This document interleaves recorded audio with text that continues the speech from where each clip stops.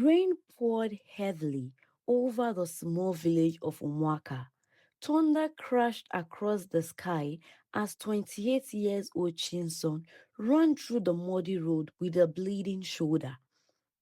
Behind him, angry voices echoed, "Catch him! Catch him!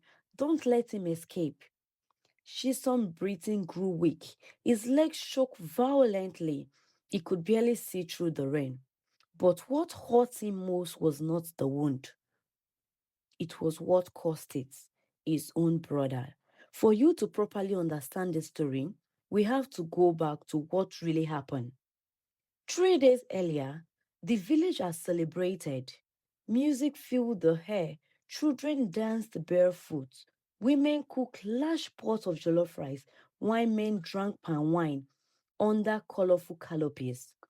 Because after years of suffering, Shinson finally succeeded. He had become rich, not through fraud, not through crime.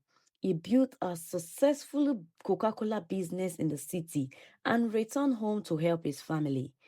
Everyone praised him, especially his younger brother, Ushe. Ushe hugged him tightly that evening. "You changed our lives, brother," he said emotionally. "Father will be so proud of you." Shinson smiled warmly. Since their parents died, he raised Uche like a son, paid his school fees, fed him, protected him from hunger. To Shinson, Uche was not just family, he was everything. So when Uche asked for help starting his own business, Shinson did not hesitate. "I will transfer 5 million naira tomorrow," Shinson promised. Uche eyes widened with excitement, but hidden beneath that smile was envy. Dark envy. That same night, Uche sat alone inside his room, staring at the family house Shinson renovated. His fist tightened. Everybody respected him now. He muttered bitterly, "Nobody sees me." His friend, Kelechi, sat beside him, drinking beer. "You will always remain under your brother's shadow," Kelechi said carelessly. This word entered Uche's heart like a poison. "He hearted kind," Kelechi continued, "but rich people never share power forever." Uche remained silent. Then Kelechi leaned forward, closer. "There is something hidden in your father's land documents." Uche looks up immediately. "What do you mean?" Kelechi smiled slowly.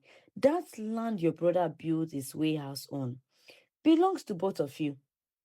The next morning, Uche confronted Shinson angrily. "You cheated me." Shinson froze. "What?" The land father shared it equal. The land father shared it equally before he died. Shinson stared in confusion. "That's not true." But Uche was already blinded by suspicion. For hours they argued. Voice rose. Villagers gathered outside. Finally, Shinson sighed deeply. "If the land means that much to you, take half." But instead of calming down, Uche became even more furious because kindness felt like pity, and pity wounded his pride.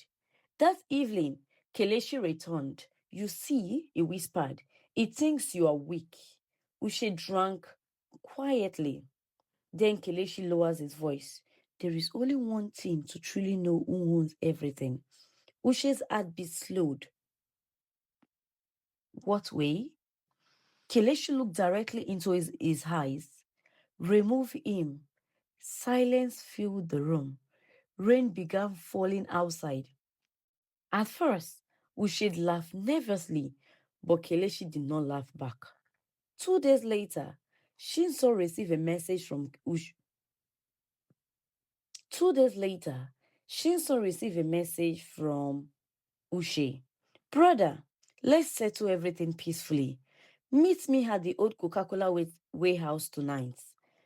He missed his brother already, so despite the tension, he went alone.